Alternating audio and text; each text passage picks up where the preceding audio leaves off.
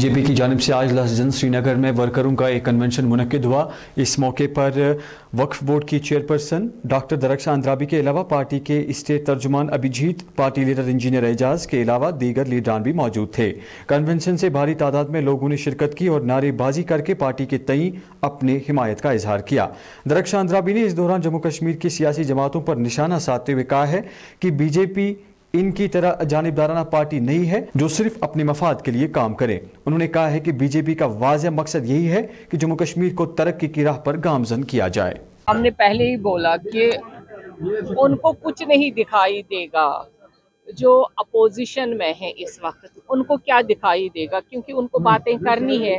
हम ज़मीनी सतह पे काम कर रहे हैं और काम हो रहा है अल्हम्दुलिल्लाह। आपको मालूम है 5 अगस्त 19 के बाद यहाँ पे आज जो आप देख रहे हैं कि टूरिस्ट का जो फ्लो है वो पूरी दुनिया में देखा जा रहा है। और यहाँ पे जिस तरह से स्मार्ट सिटी को आप देख लीजिए, आप देखिए किस तरह से काम हो रहा है नौजवानों के लिए। अब पहले तो यहाँ MNC की बात ही नहीं होती थी, मल्टीनेशनल कंपनीज। वो क्या होता है, वो कौन सा ड्रीम होता है, वो किस दुनिया में रहता है, ऐसा कभी सोचा नहीं जाता था। Industrial revolution and economic development जिसको हम कहते हैं कि हमें यहाँ से चंडीगढ़ जाना है, हमें यहाँ से दिल्ली जाना है, हमें यहाँ से दुबई जाना है। अब वो जम्मू कश्मीर का ख्वाब है, अब वो जम्मू कश्मीर में होगा। ये हमारा काम है, ये ज़मीनी सतह पे हो रहा है। ये हवाई बातें नहीं है कि हमने दूसरे मुल्क के लिए बात करनी है, हमें अपने जम्मू कश्मीर के लिए बात करनी है, अपने इंडिया के लिए बात करनी है।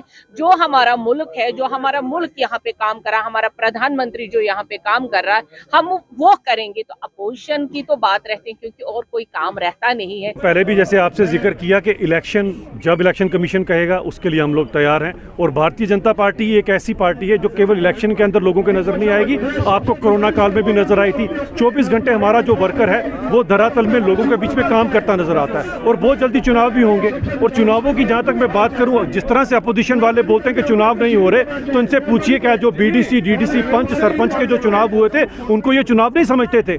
क्यों नहीं समझते थे पंच सरपंच के चुनावों को ये चुनाव? ताकि किसी गरीब का बच्चा, किसी पसमानदा का बच्चा, किसी गांव से उठकर कोई इंसान आके कहीं कल तक को जो पंच सरपंच ना बन जाए और MLA ना बन जाए, मंत्री ना बन जाए, चीफ मिनिस्टर बन जाए। इससे अगर किसी को परेशानी तो किसको थी? यहाँ PDP को थी या नेशनल कॉन्फ्रेंस को थी, जिनके खानदानी राज के चलते आज तक एक आम गरीब का बच्चा आगे नहीं पहुंच सका। आज आप देखिए, अगर आपके बीच में बात करूं इंजीनियर एजाज, इसकी कौन सी कोई बैकग्राउंड किसी खानदानी राज से आती है, लेकिन आज आगे पहुंचा तो क्यों पहुंचा है? इसीलिए पहुंचा है क्योंकि धरातल पे डेमोक्रेसी, धरातल पे 3 टायर सिस्टम जो है वो अब लागू हुआ है। BDC, DDC सब लोगों के बीच में काम कर रहे हैं। यही तो जम्मू कश्मीर में नहीं था, जिसके कारण यहाँ पर हालात खराब रहे।